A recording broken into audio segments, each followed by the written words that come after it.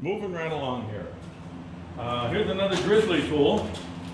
This is kind of the Swiss Army knife version. It's got a roll form on the top. It's got a crimper in the middle, and then it's got a shear on the bottom. So I can, you can shear stuff off.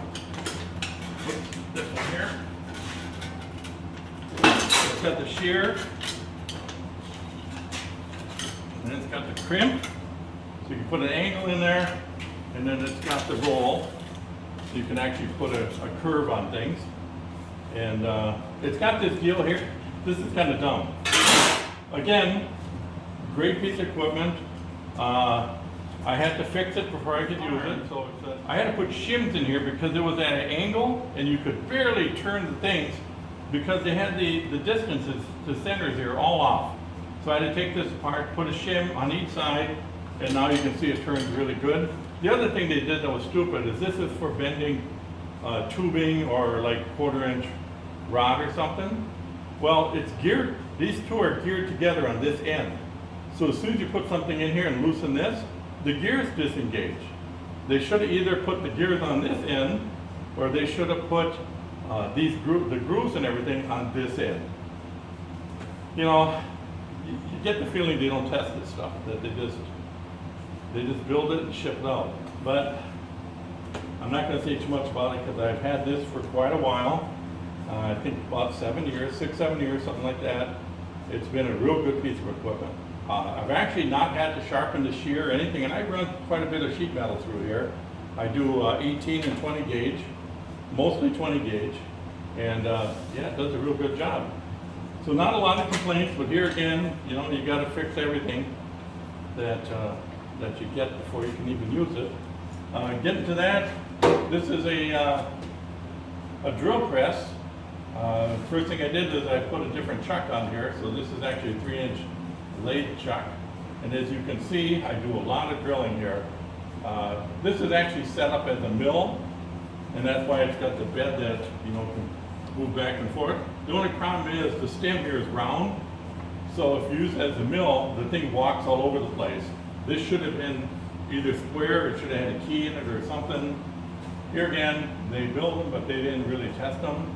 I'm sure you know where it came from. Anyway, I'm not really getting on the whole anti-anything. I don't want you to read that into it. I'm just mentioning it that this is just, you save a lot of money, but that's what you run into. I don't know where I bought this. Like I say, it was quite a while ago. In fact, I've had this, before I even had my other shop. So I'm thinking this thing here might be 12 or 15 years old. So who knows where it came from, but that's testimony to the fact that it's still working.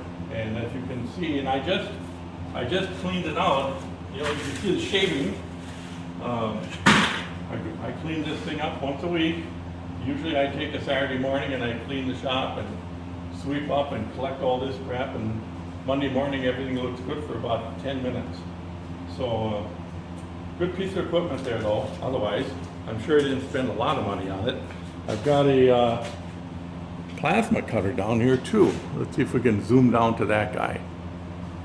There you go. Oh, my little Osmo here went kind of nuts on me. Okay, so I've got a plasma cutter here. It's a Malayo, pretty famous brand that I've never heard of. There again, I bought that thing off eBay. I think I paid probably $170 for it or something. I've had it a couple years, at least 4. Works great. This one's nice because it's got a really long reach. I think it's going to be at least 10 feet, maybe more. So I can get around real good with it. The consumables, which are the firing part of the end, I've got a box of those things. It doesn't really go through that many of them, so I've got plenty of that stuff. And I do quite a bit of cutting with this. I cut all my sheet metal with it. It does a great job. It's a cheapie. I figured if it didn't last, I would just buy another one, maybe go a little bit better, but it's been working just great. So if you're looking at buying one of these on eBay, That's the name there. And it's a, let's see what, it's a cut 50 is what it is. So it's an inverter style cutter. Right back in shape there. So that's another good deal.